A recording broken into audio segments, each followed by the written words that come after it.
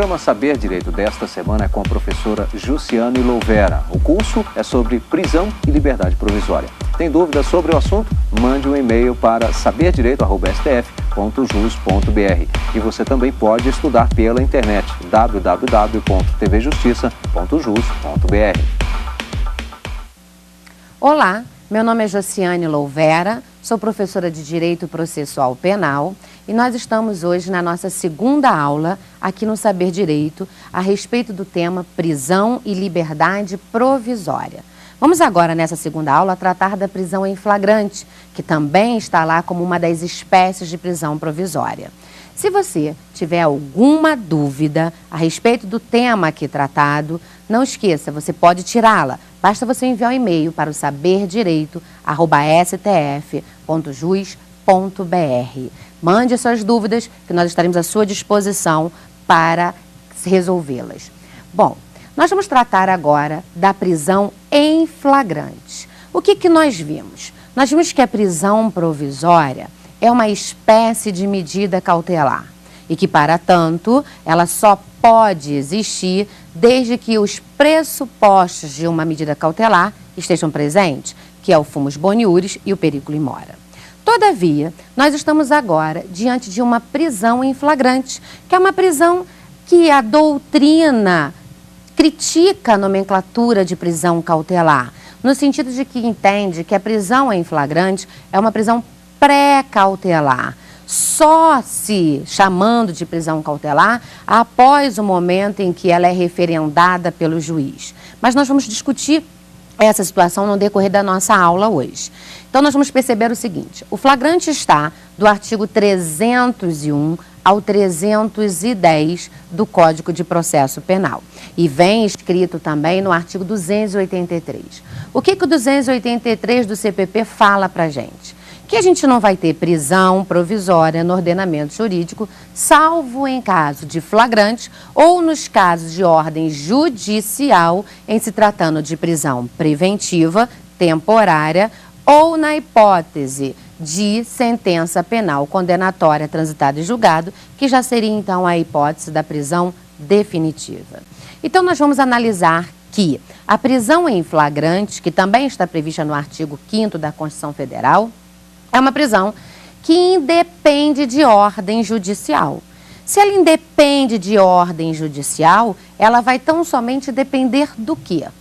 O segredo para se entender flagrante é você analisar o artigo 302. Para existir flagrante, o agente precisa ser encontrado em uma das hipóteses expressamente previstas no artigo 302 do CPP. Então, o segredinho do flagrante é a pessoa ser encontrada. Se ela não for encontrada, não existe flagrante. Uma vez encontrado em flagrante, o agente é capturado, conduzido à delegacia, devidamente autuado, e a autoridade policial então decide se é o caso de lavrar o auto em flagrante e encaminhar o agente para o cárcere ou se é a hipótese de se conceder a liberdade provisória. Mas vamos por partes. O artigo 301 do Código de Processo Penal dispõe: qualquer do povo poderá, a autoridade policial e seus agentes deverão prender quem quer que seja encontrado em flagrante delito. É o que está no artigo 301. Daí nós podemos retirar o seguinte: quem pode prender em flagrante? Quem pode? Qualquer do povo. Quem deve prender em flagrante? A autoridade policial e seus agentes. Então, se o legislador diz que qualquer do povo poderá, é porque qualquer do povo não tem obrigação de prender. Qualquer do povo prende se puder, se for possível. Ele está no exercício regular de um direito.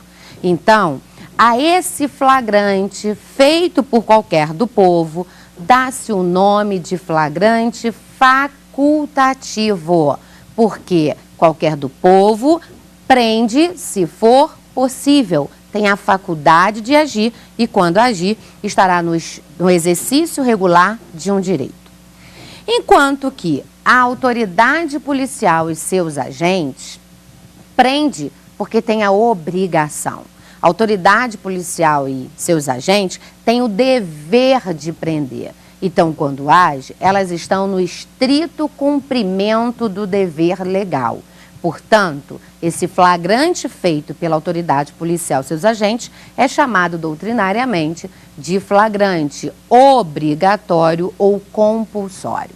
Quero aqui já adiantar para você o seguinte: a autoridade policial e seus agentes têm o dever de prender, mas há que se verificar que no artigo 13 do Código Penal, o legislador trata desse agente de polícia como sendo o agente garantidor.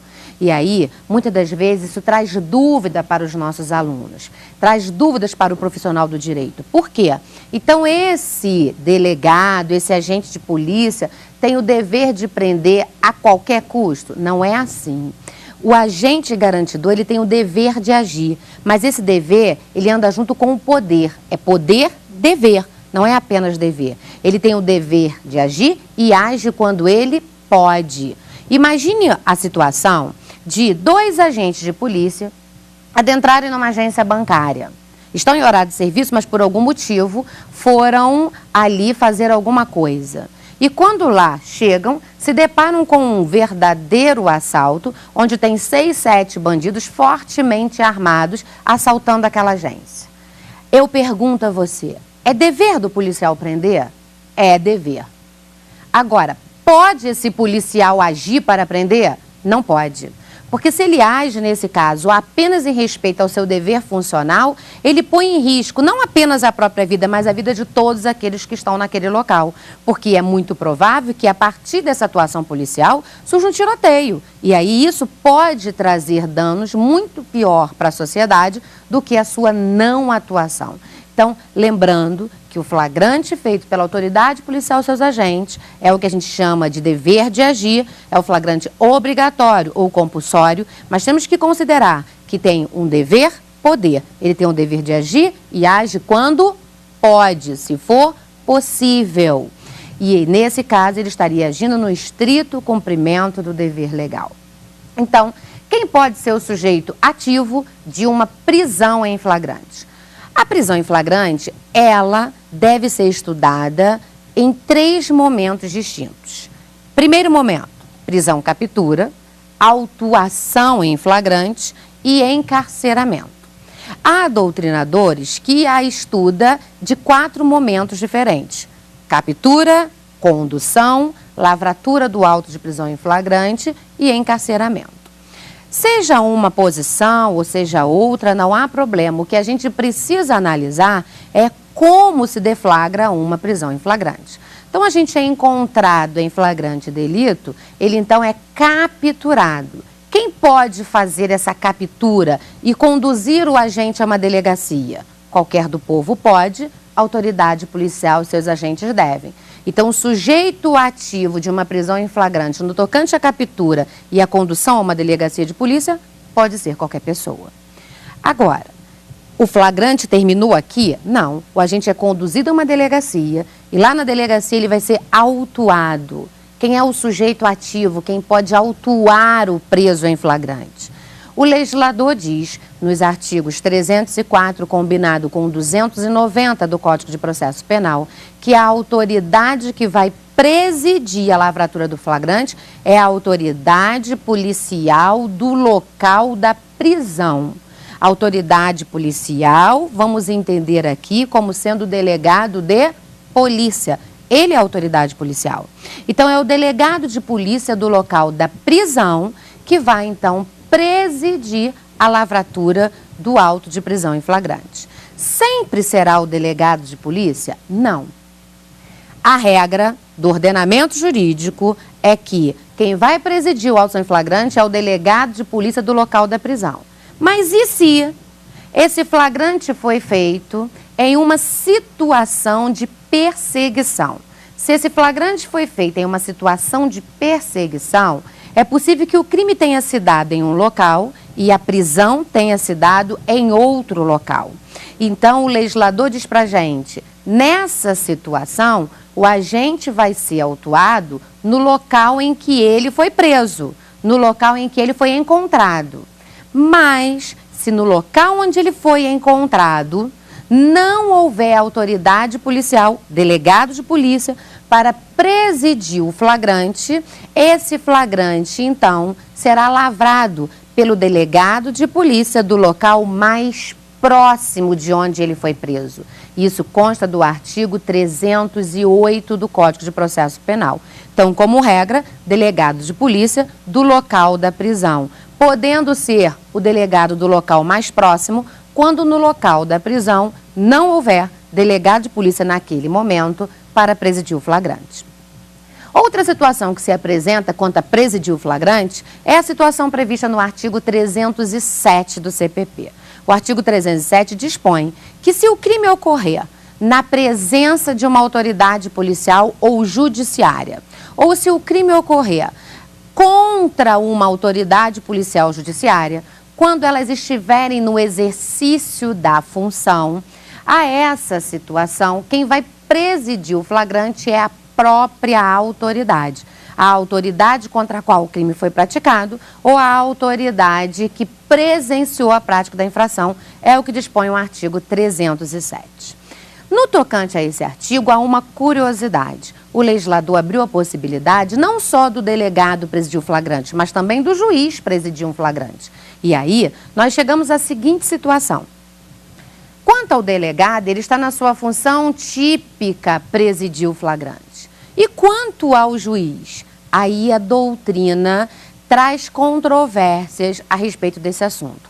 Há doutrinadores que admitem a possibilidade do juiz presidir esse auto de prisão em flagrante e ele vai remeter os autos à delegacia de polícia ou ao Ministério Público e, é claro, não será ele o órgão julgador, porque então ele estaria impedido de atuar nesse caso. Então, ele não seria o órgão julgador. E ele presidiu o flagrante, encaminha a delegacia de polícia para continuar com as investigações de diligência a respeito do inquérito. Isso depois será encaminhado ao MP para, se for o caso, oferecer a denúncia.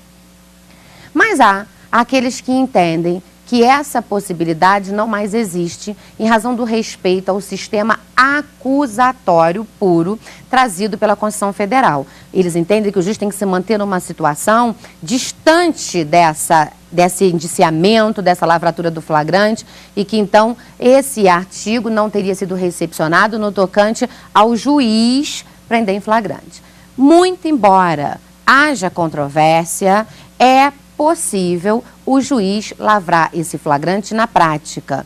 Eu não apenas sou professora, mas também sou advogada e vejo em várias, não raras vezes, juízes presidindo flagrantes quando verifica que no decorrer da audiência houve um desacato, na hora em que ele verifica que houve um falso testemunho e às vezes até para o requerimento mesmo do Ministério Público, tudo é encaminhado à delegacia. Então é possível, mas há que se saber que existe uma controvérsia. E como nós estamos diante de uma situação que somos estudantes de direito e precisamos saber elaborar uma resposta numa prova, no banco universitário, ou nós estamos numa situação em que advogamos e precisamos de teses para poder discutir a situação da legalidade ou não do flagrante, temos que conhecer que existem esses dois posicionamentos, no sentido de admitir que o juiz presida o flagrante e no sentido de não admitir que o juiz presida o flagrante. Então, como vimos, quem pode ser o sujeito ativo da prisão em flagrante? No tocante à prisão-captura, qualquer pessoa, autoridade policial e seus agentes. Mas no tocante à lavratura do flagrante, somente a autoridade policial e excepcionalmente o juiz, na hipótese do artigo 307. Mas o flagrante não termina aqui.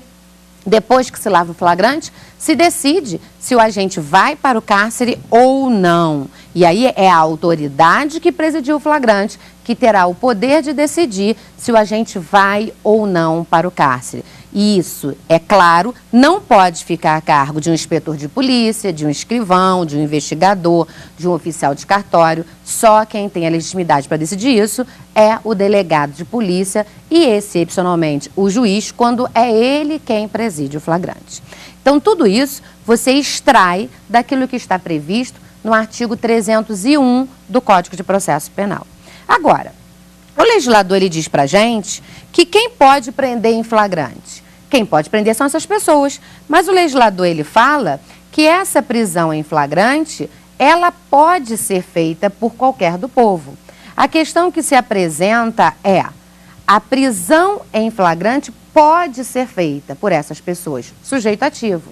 E quem é o sujeito passivo da prisão em flagrante? Qualquer pessoa pode ser presa em flagrante?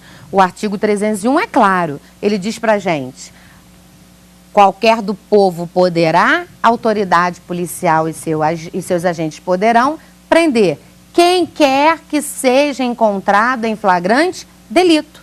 Então, quem quer que seja encontrado em flagrante delito significa qualquer pessoa pode ser presa em flagrante? Vamos analisar a seguinte situação. Primeira hipótese: se o agente de polícia se depara com alguém praticando uma infração, a lei lhe impõe o dever de capturar esse agente e conduzir esse agente à delegacia de polícia. Então, prisão-captura pode ser feita contra qualquer pessoa, independentemente da profissão, independentemente do grau de instrução. Não há que se fazer diferenciação. O que tem que se verificar é: o agente está praticando uma infração? Está. Então ele precisa ser capturado e conduzido a uma delegacia? Sim. Chega na delegacia, esse alguém será autuado em flagrante. Uma vez autuado em flagrante, vai se definir se esse agente vai para o cárcere ou não. Então, é necessário que se entenda o seguinte: capturado, todos podem ser. Autuado, todos podem ser. Agora, todas as pessoas serão sujeitos passivos na prisão em flagrante no tocante ao encarceramento? Aí é que mora a questão. Aí é que nós vamos ter que analisar a situação.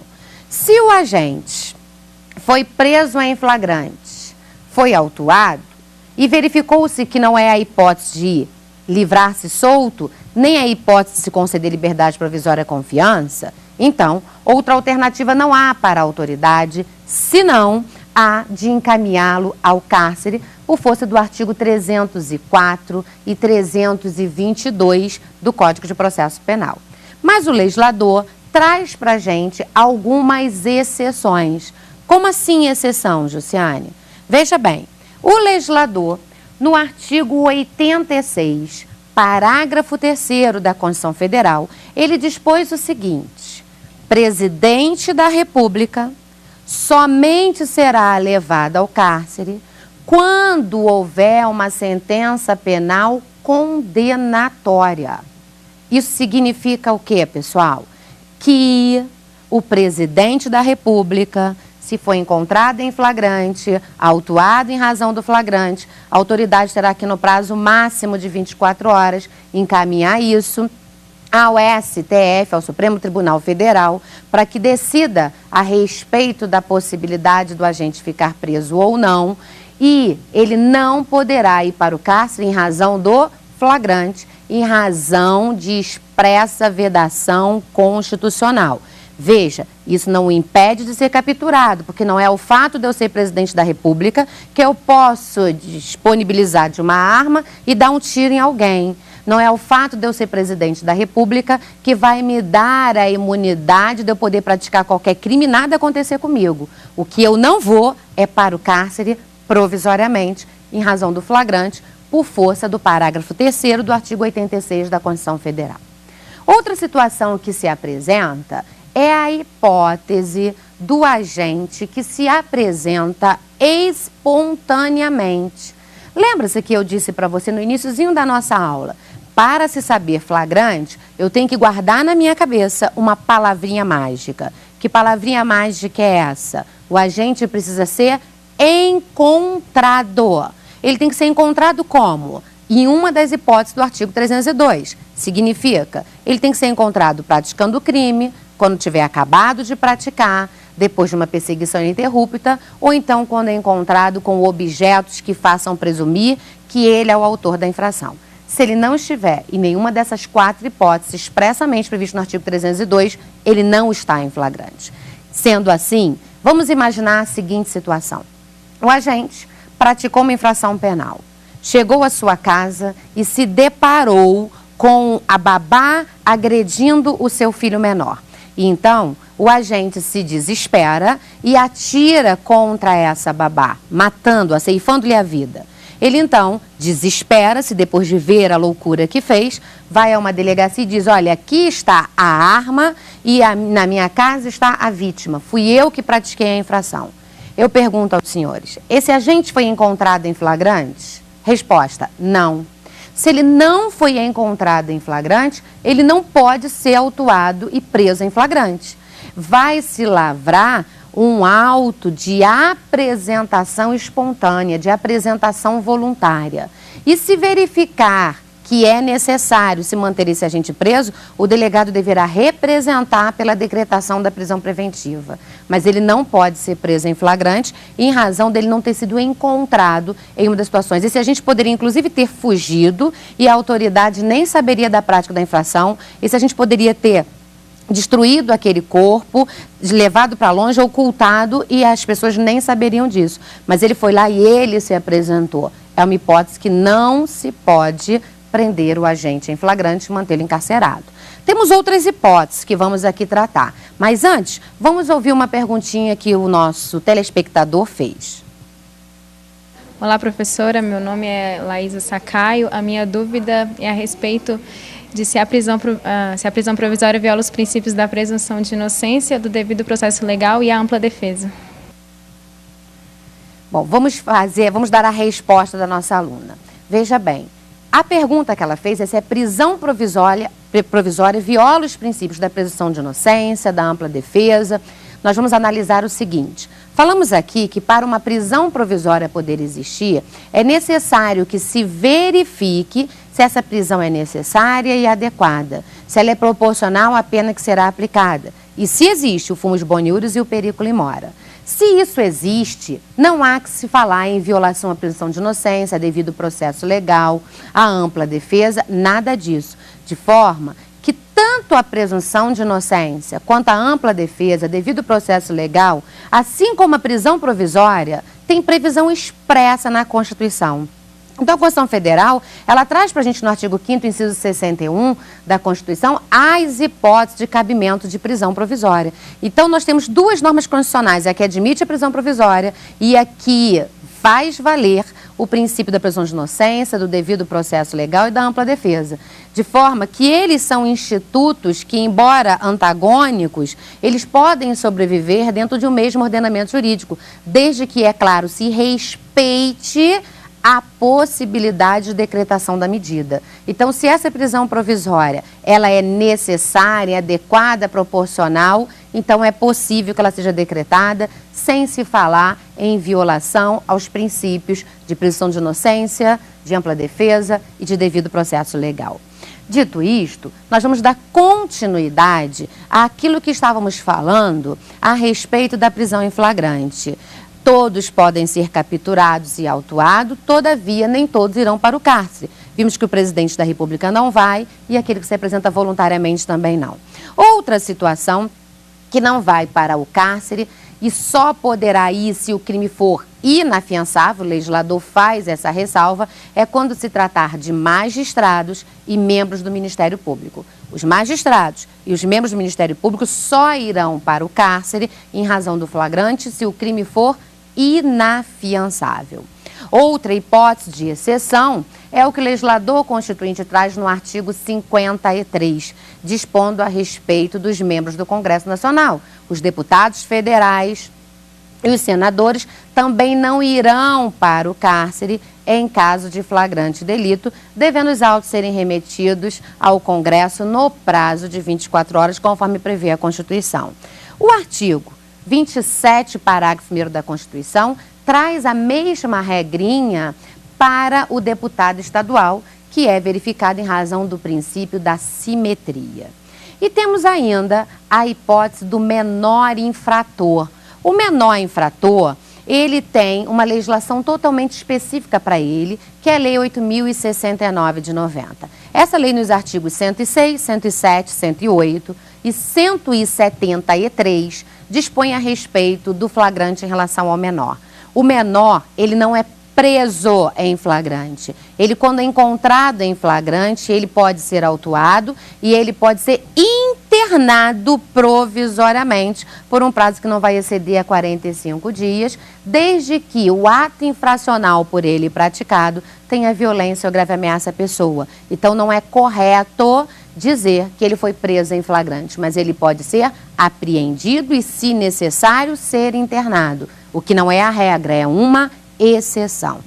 E para terminarmos essas hipóteses de exceção, tem a hipótese do artigo 301 do Código de Trânsito. O nosso Código de Trânsito, ele diz o seguinte: o agente que prestar socorro em acidente automobilístico, ainda que a vítima venha a falecer, você tentou prestar o socorro necessário, não fugiu do local, esse agente também não pode ser preso em flagrante. Então, envolveu-se no acidente de trânsito, pare e preste socorro à vítima, porque nesse caso a lei não admite a prisão em flagrante, ainda que uma autoridade policial chegue ao local e encontre exatamente no momento da prática da infração. Parou para prestar socorro, impede o legislador que esse agente venha a ser preso em flagrante.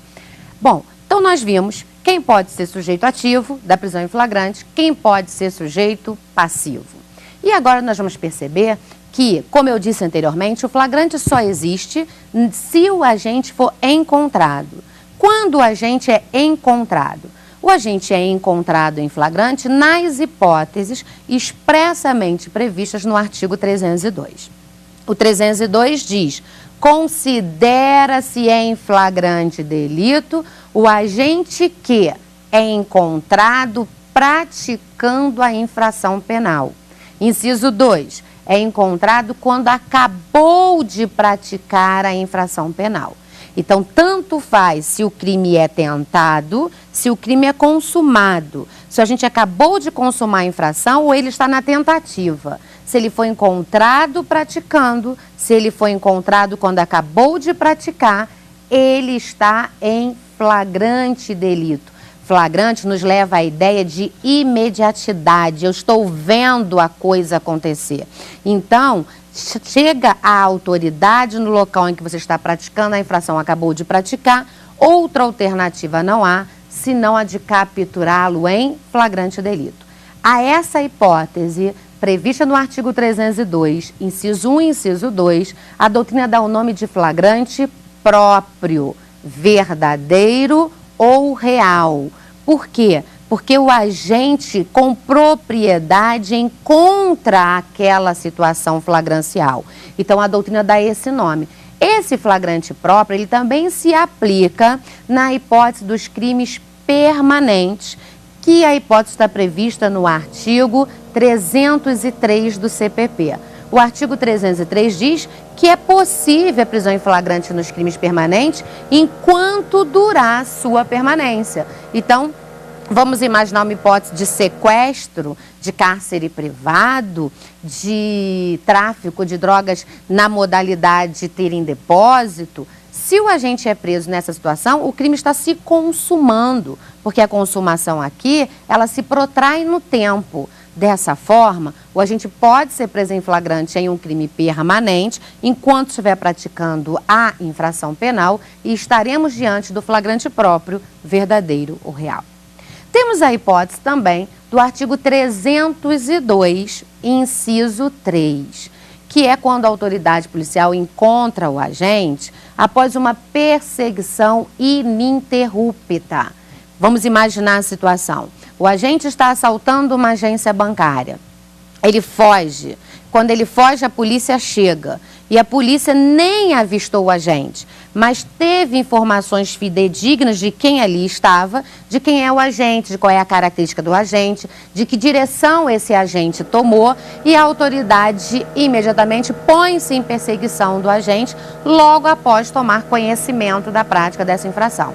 Nesse caso, enquanto durar a perseguição, o agente será considerado em flagrante. E aqui é bom salientar o seguinte: é muito comum ouvirmos ditos populares assim: foge do flagrante e volta 24 horas depois, foge durante 24 horas. Gente, isso não existe. O flagrante previsto na legislação não tem prazo para que o agente seja encontrado. Então, na hipótese de perseguição ininterrupta, o agente pode ser autuado em flagrante mesmo depois de ter passado 24 horas. Pode-se passar horas, pode-se passar dias, semanas, desde que a perseguição seja ininterrupta. O conceito para essa perseguição ser considerada ininterrupta, você encontra no artigo 290 do Código de Processo Penal, em que o legislador diz que considera-se em perseguição ininterrupta o agente que está sendo perseguido, tendo sido ele avistado ou não pela autoridade, ou quando a autoridade, por informações fidedignas, foi no encalço do agente, ainda que o tenha perdido de vista. Então, é possível, nessas situações, ultrapassar esse prazo que foi criado aí na cultura das pessoas achando que foge, sai. Não existe isso. Pode ultrapassar o prazo de 24 horas. O que vai fazer com que a gente possa efetivamente ser preso é o fato dele ser encontrado depois de uma perseguição ininterrupta. Essa perseguição não pode ser interrompida. A esse flagrante, a doutrina chama de flagrante impróprio ou quase flagrante, ou flagrante irreal, porque, na verdade, o agente não foi encontrado quando estava praticando a infração ou quando acabara de praticar, mas ele teve que ser perseguido. Pode até ser que haja uma certeza visual e o agente vá em sua perseguição, mas pode ser que ele nem o tenha avistado e tenha perseguido através de informações fidedignas. Uma discussão que existe a respeito desse flagrante impróprio ou quase flagrante é o local em que o agente perseguido pode ser capturado. Vamos dar a seguinte hipótese. O agente assaltou uma agência bancária, fugiu. A polícia foi no seu encalço e ele entrou em uma casa. A pergunta que se faz, pode a polícia agora entrar e prender o agente em flagrante? É aí que surge a divergência. Há entendimento no sentido de que pode a polícia entrar desde que essa casa seja dele próprio ou de terceiro que não tenha permitido a entrada. Porque se ele ingressou na casa de terceiro que não permitiu a entrada, estamos diante de uma violação de domicílio. Então, há um crime acontecendo naquela casa. Então, o agente pode entrar e prender em flagrante. Outra situação que se apresenta, ele entrou em uma casa que o morador consentiu que ele entrasse, ou ele entrou na casa que é dele. E aí, há um entendimento de que, nesse caso, para se ingressar naquela casa, é necessário conseguir um mandado de prisão para que esse mandado possa ser cumprido. Se for dia, ele poderá entrar, inclusive, à força. Se for noite, terá que aguardar o dia amanhecer para então entrar. Essa interpretação doutrinária se dá em razão do que dispõe o artigo 294 do Código de Processo Penal, que diz que se aplicará as regras do mandado de prisão à prisão em flagrante quando for o caso. Então, com base nesse de quando for o caso, seria o caso de se conseguir um mandado de prisão para poder se ingressar naquele domicílio, uma vez que se entende que o crime não está acontecendo ali. Com a devida vênia a todos os que entendem dessa forma e a todos os julgados que assim existem, eu particularmente, eu discordo dessa situação. Por quê? A Constituição Federal ela diz pra gente, a casa é asilo inviolável, salvo na hipótese do flagrante. E o artigo 302 do CPP, que tem que complementar isso aí, diz pra gente, considera-se em flagrante o agente que é encontrado após uma perseguição ininterrupta. O legislador não diz pra gente que eu tenho que encontrar esse sujeito da perseguição na rua. Ele não diz isso pra mim. Ele diz que considera-se em flagrante o agente que é perseguido de forma ininterrupta. Então, onde quer que eu venha alcançar esse agente, ele está na situação de flagrante. E outra, ele não pode se valer de um direito fundamental para justificar a prática delituosa. Porque se ele se justifica na inviolabilidade do domicílio, ele está fazendo aquele domicílio que é dele uma proteção para que a força policial não possa ser exigida em seu desfavor, que é a sua prisão em flagrante. E se essa casa é de um terceiro que não permitiu, justifica-se, já está tendo a violação de domicílio também, fora o constrangimento que a pessoa está sofrendo. E na terceira hipótese, do morador ter permitido o ingresso desse agente, eu, a meu ver, prenderia os dois. Tanto ele que entrou quanto o que permitiu. Porque quando eu dou esse esconderijo para um foragido, eu estou praticando o crime de favorecimento pessoal, expressamente previsto no Código Penal. Então, com a devida vênia de quem entende que isso é um exercício regular do direito em não permitir que a autoridade ingresse para prender o agente, eu entendo que é possível sim a permissão, é possível sim a execução desse flagrante e não prenderia apenas um, prenderia os dois. Aquele que está na situação do flagrante da perseguição ininterrupta, como aquele que permitiu o ingresso em razão do favorecimento real, favorecimento pessoal, perdão, salvo na hipótese daquelas pessoas que têm a escusa absolutória em razão do grau de parentesco que efetivamente não estaríamos diante de um favorecimento pessoal e aí então, nesse caso, não seria a hipótese de cabimento do flagrante. Mas foi dito aqui que há essa controvérsia. Quanto ao inciso 4, o legislador diz para a gente que considera-se em flagrante o agente que é encontrado com objetos que façam presumir que ele é autor da infração. Então, nesse caso, o legislador também não deu um tempo aproximadamente do quanto vai ser essa espera ou essa demora para que o agente seja encontrado com objetos. Ele falou apenas que será logo depois. Então, vai depender da situação concreta para se verificar como se deu a atuação da autoridade policial e esse flagrante a doutrina chama de flagrante ficto ou presumido, pois há uma presunção de que o agente é o autor por ser encontrado com o objeto logo depois da prática da infração penal. Bom, nós temos aí o artigo 304 do CPP que diz para a gente como se vai fazer o auto de prisão em flagrante. Encontrado o agente em flagrante, o delegado deverá autuá-lo. E se for em uma dessas hipóteses do artigo 302, a prisão é considerada legal, porque está expressamente prevista na legislação. Mas antes de falarmos daqueles que são considerados ilegais, como o flagrante preparado, o flagrante forjado, nós vamos ouvir mais uma pergunta dos nossos telespectadores. Professora Josiane, meu nome é Camila e eu tenho uma pergunta. A prisão preventiva tem prazo? Bom, a Camila pergunta pra gente, a prisão preventiva tem prazo? A pergunta é ótima pelo seguinte, nós temos que aqui afirmar que a prisão preventiva e a prisão em flagrante são prisões provisórias que a lei não trouxe limite temporal. Inclusive, há exatamente a respeito desse assunto várias jurisprudências, vários entendimentos doutrinários, justamente por entender que se deveria dar nessas situações a hipótese de prazo determinado, seja para prisão em flagrante, seja para prisão preventiva, mas o legislador não trouxe para a gente o prazo e trataremos da discussão doutrinária a respeito disso quando efetivamente formos falar do prazo da temporária, preventiva e flagrante. Voltando àquilo que estávamos tratando, a gente ainda tem as espécies chamadas de espécies doutrinárias de flagrante, que é o flagrante esperado, o flagrante preparado, o flagrante retardado e aquilo que nós chamamos de flagrante forjado. Vamos entender cada um deles. O flagrante preparado é aquele flagrante que ocorre quando o agente prepara a situação para a captura do infrator.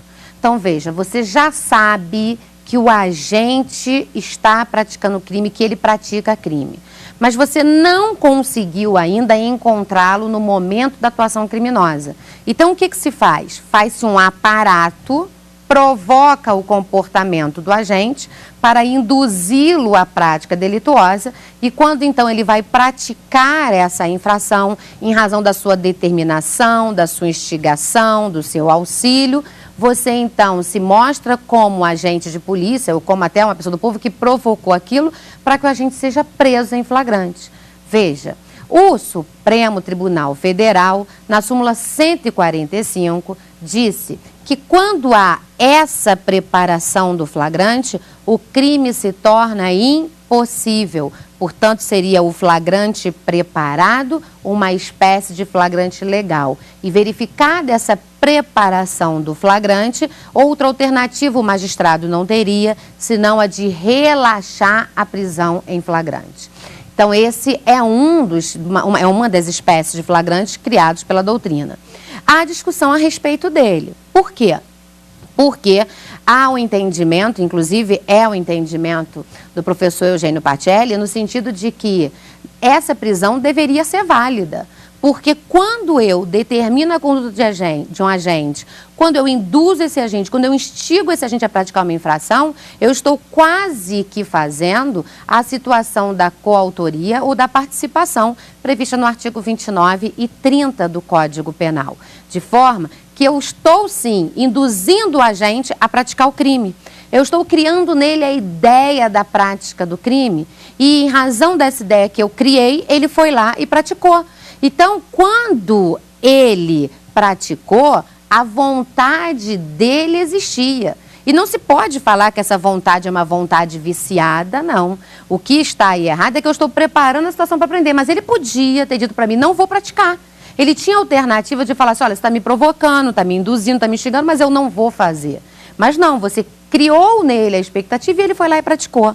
Então, há controvérsia, há discussão a respeito de que se seria possível realmente a prisão no flagrante provocado. E a outra hipótese seria de que não seria a hipótese de crime impossível, porque essa preparação para o flagrante não se enquadra no conceito de crime impossível previsto no artigo 17 do Código Penal. Embora haja esse entendimento, que eu concordo plenamente, a gente tem que saber que hoje o flagrante preparado é considerado um flagrante ilegal. E nós temos como base para considerá-lo ilegal a súmula 145 do Supremo Tribunal Federal. Temos ainda aquela hipótese do flagrante esperado. Esse é considerado legal.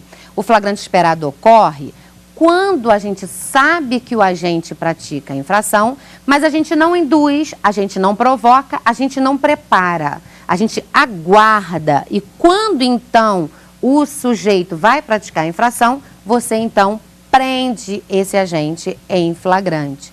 Então, nessa situação, o flagrante é válido porque não houve uma participação sua direta, induzindo o agente, preparando a situação, provocando, instigando, determinando o comportamento. É exatamente aqui que o professor Eugênio Pacelli, ele critica a situação, porque ele diz que no final das contas, no flagrante preparado e no flagrante esperado, eu vou ter a polícia com todo aparato para prender, ou eu vou ter qualquer do povo com todo aparato para prender, só está esperando o momento.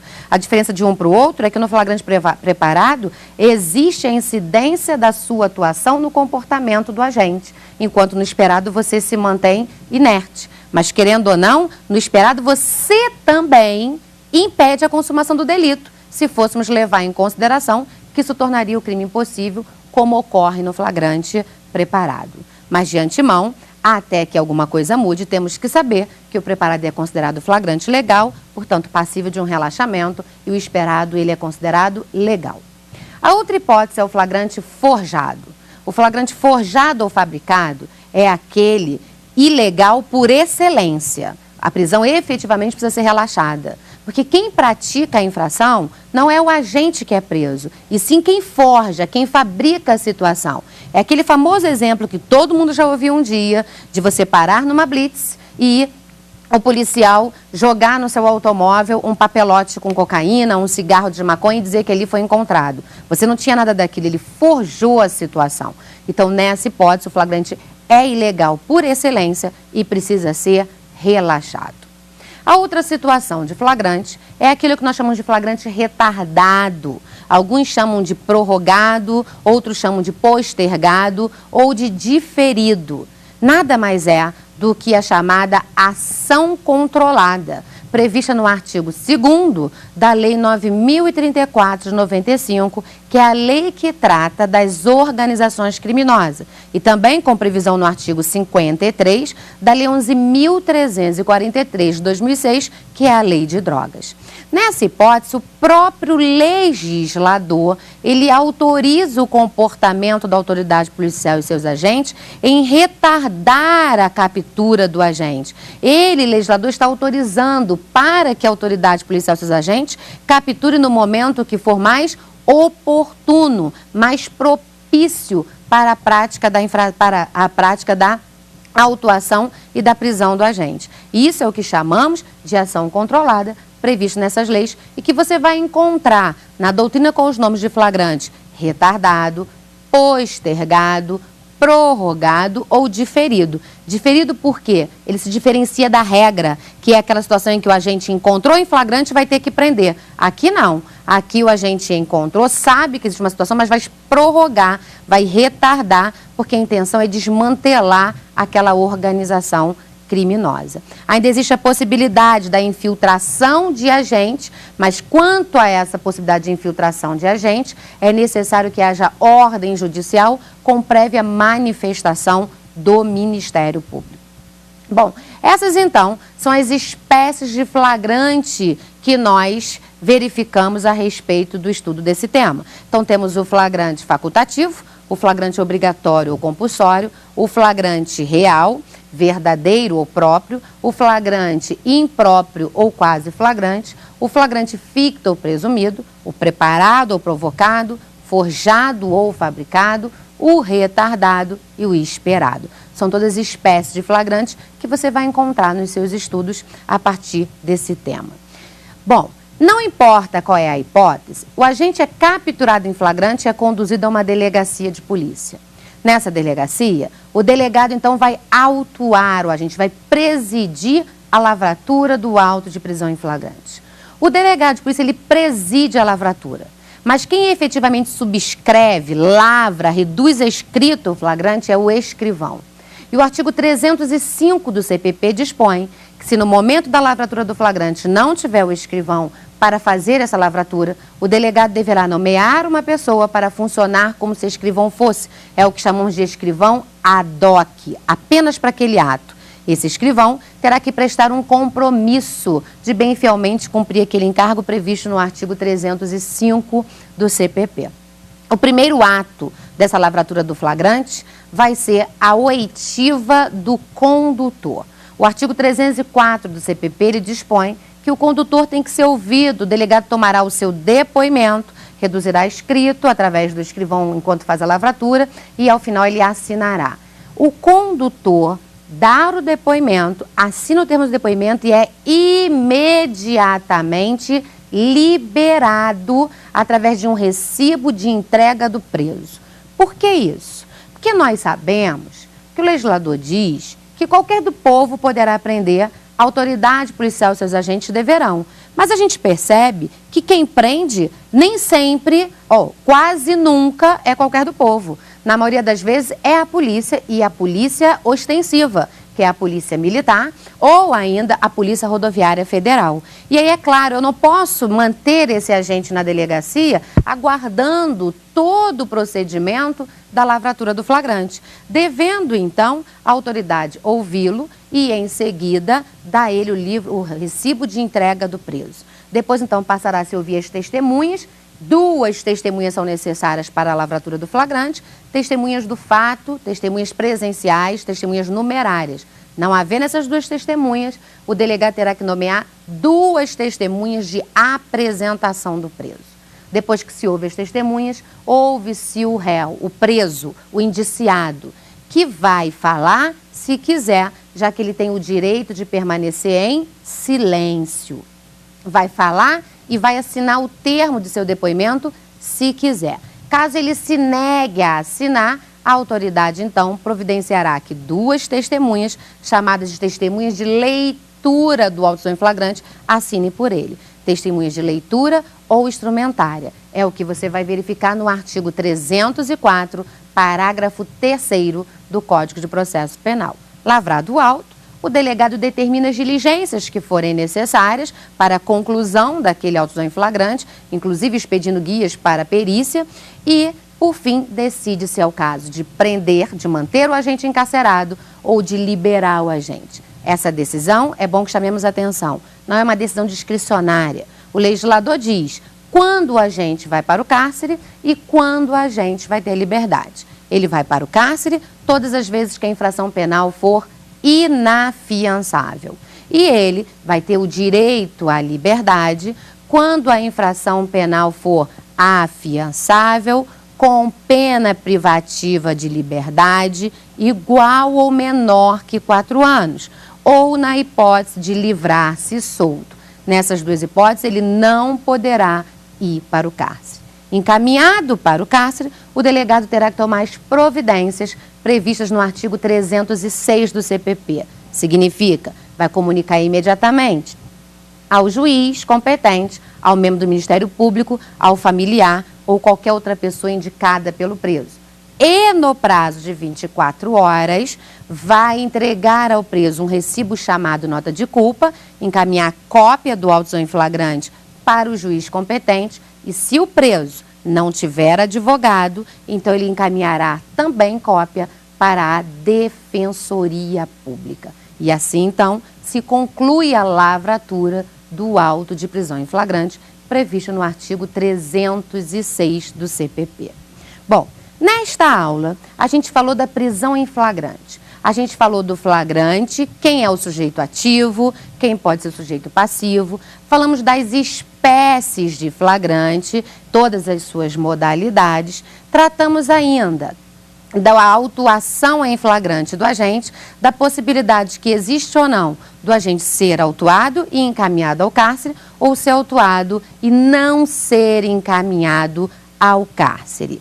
Então, essa foi a nossa aula e nós já estamos aproveitando para convidá-lo para assistir a nossa terceira aula do tema prisão e liberdade provisória. Já te adiantando que a nossa terceira aula será a respeito do tema prisão preventiva. Meu nome é Josiane Louvera, sou professora de processo penal e se você tiver alguma dúvida, não hesite em nos fazer a pergunta. Mande seu e-mail para saberdireito@stf.jus.br. Te aguardo na próxima aula. Tem dúvidas sobre o assunto? Mande um e-mail para saberdireito@stf.jus.br. E você também pode estudar pela internet www.tvjustiça.jus.br.